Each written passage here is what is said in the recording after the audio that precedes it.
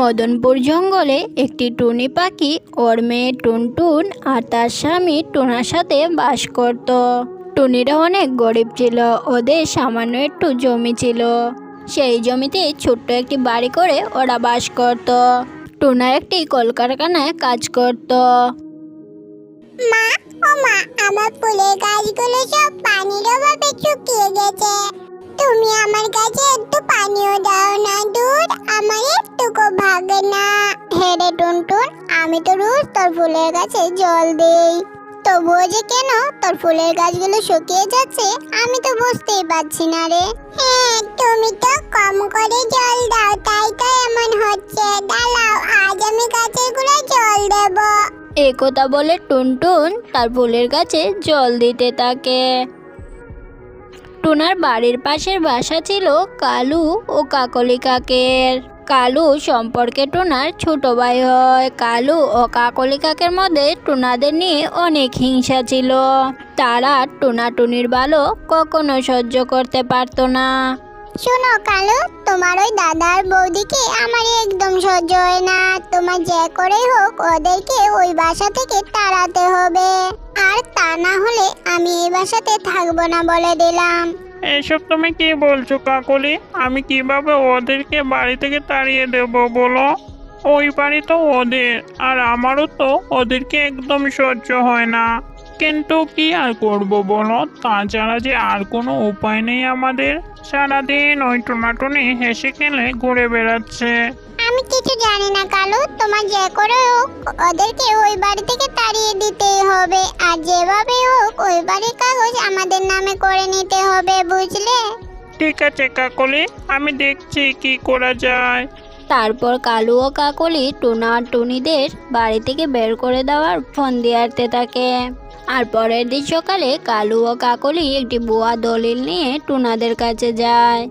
কি ব্যাপার, তোমরা আজ এত সকাল সকাল আমাদের বাসাতে? কিছু হয়েছে নাকি? এটা আর তোমাদের বাড়ি নয় বৌদি, আজ থেকে এই বাড়িটা আমার। বাবা মারা যাওয়ার আগে এই বাড়িটি আমার নামে লিখে দিয়ে গেছে। তোমরা চাইলে এই দলিলটি দেখতে পারো, আর যেহেতু এই বাড়িটি আমার, তোমরা আজকের মধ্যে এই বাড়িটি খালি করে দেবে। তুই এসব কি বলছিস ভাই? বাবা আবার কবে তোকে এই বাড়িটা লিখে দিল?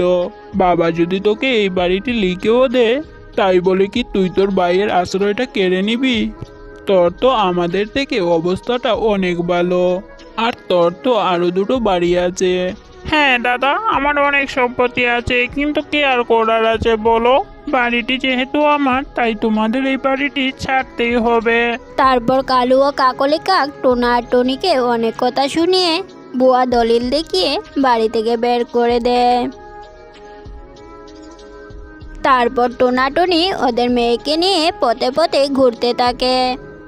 মা, ও মা, এবার আমরা কোথায় যাব মা? কাকা কাকি তো আমাদের বাড়ি থেকে বের করে দিল, এখন আমাদের কোনো আশ্রয় থাকলো না মা। জানি না রে মা, এখন আমরা কোথায় যাব? সে কখন থেকে হাঁটছি, এখনো কোনো কোথায় আশ্রয় পেলাম না। এবার মনে হয় আমাদের পথে পথে ঘুরতে হবে রে। এখন আমার খুব ক্লান্ত লাগছে, বড্ড খিদেও পেয়েছে। টোনা, ও টোনা, এখন আমরা কোথায় যাব টোনা? জানি না টুনি, এখন আমাদের কি হবে। ঈশ্বরের উপর ভরসা রেখো টুনি, কিছু একটা ব্যবস্থা হয়ে যাবে। মা, ও মা, তোমাদের খুব খিদে পেয়েছে তাই না মা? তোমরা কিছু চিন্তা করো না মা, আমার কাছে 20 টাকা রয়েছে। তোমরা এখানে বসে থাকো মা, আমি গিয়ে দেখছি কোথায় কিছু পাওয়া যায় নাকি। আমি গিয়ে নিয়ে আসছি মা। তারপর টুনটুন তার বাবা মাকে গাছের নিচে বসিয়ে আশেপাশে কোনো দোকান আছে কিনা দেখতে যায়। অবশেষে টুনটুন একটি দোকান দেখতে পায়। এই তো একটা দোকান দেখতে পাচ্ছি, যাই দোকান থেকে গিয়ে মায়ের জন্য একটি কেক কিনে নিয়ে যাই। এরপর টুনটুন দোকানে গিয়ে একটি কেক কিনে আর কেক নিয়ে মায়ের কাছে রওনা দেয়। আর পথে টুনটুন একটি ছোট্ট শালিকছানাকে রাস্তায় পড়ে থাকতে দেখে। তাহলে ছোট্ট চালিচানাটি কিভাবে রাস্তায় পড়ে রয়েছে? ওর তো মনে হচ্ছে খুব কষ্ট হচ্ছে। ওই তো একটা বাচ্চা দেখা যাচ্ছে, মনে হচ্ছে এটি এলি বাচ্চা হবে। ওর মা বাবা হয়তো ওকে লেখে দানা আনতে গেছে, আলো পড়ে গেছে। আমি বলুন এক কাজ করি, আমি ওকে ওর বাসায় পৌঁছে দিয়ে আছি। টুনটুন ছোট শালিক ছানাটিকে বাসায় দিতে যায়। অন্যদিকে সেই পথে এক ভিখারি পেঁচা যাচ্ছিল। পেঁচাটি অনেক ক্ষুধার্ত ছিল, তাই কেকের প্যাকেট দেখে পেঁচাটি অনেক খুশি হয় আর কেকটা খেয়ে ফেলে। এদিকে টুনটুন এসে এইসব দেখে অনেক রেগে যায়। একি, আপনি আমার খাবারগুলো খেয়ে ফেললেন কেন? হ্যাঁ, আপনি জানেন না কালো অনুমতি ছাড়া কালো কিছু নেওয়া যায় না? এখন আমি আমার বাবা মাকে কি খাওয়াবো বলেন? আমি দুঃখিত মা, আমি তোমাকে না বলেই তোমার খাবারগুলো খেয়ে নিয়েছি। আসলে মা, আমি অনেক ক্ষুধার্ত ছিলাম, দুদিন থেকে না খেয়ে আছি, তাই খাবার থেকে এত কিছু ভাবিনি গো। তুমি আমাকে ক্ষমা করে দাও মা। পেঁচার কথা শুনে টুনটুন অনেক কষ্ট পায়।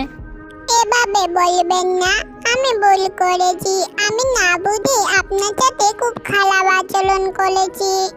আসলে আমার আপনার সাথে এমন ব্যবহার করা একদম ঠিক হয়নি।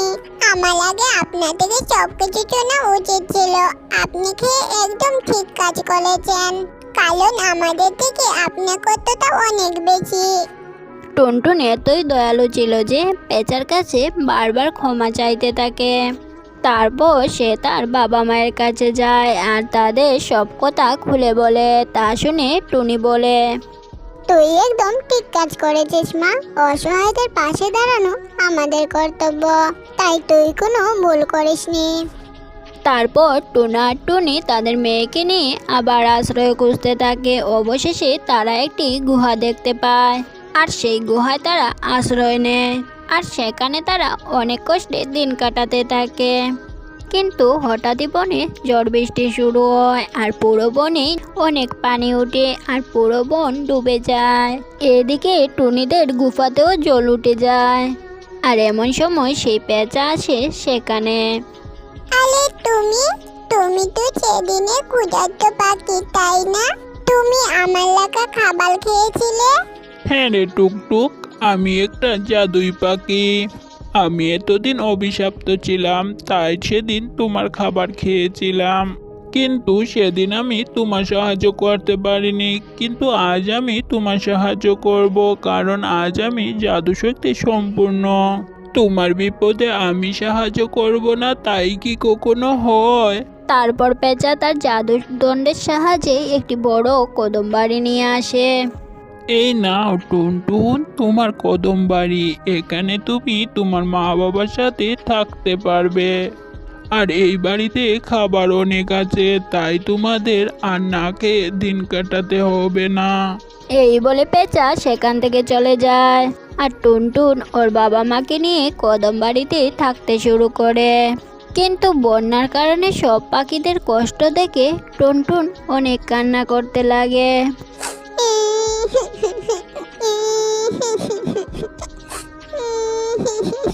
টুনটুনের কান্না শুনে পেঁচা আবার সেখানে চলে আসে।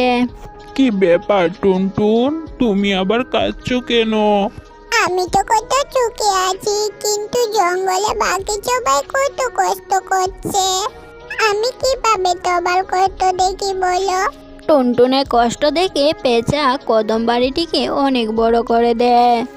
এই নাও, আমি বাড়িটি অনেক বড় করে দিয়েছি, এবার তুমি সবাইকে সাহায্য করতে পারবে। তারপর টুনটুন তার কদম বাড়িতে সবাইকে আশ্রয় দেয় আর টুনটুনের কাকা কাকিও আশ্রয় নেয়। এরপর তারা তাদের ভুলের জন্য টুনাটুনির কাছে ক্ষমা চায়।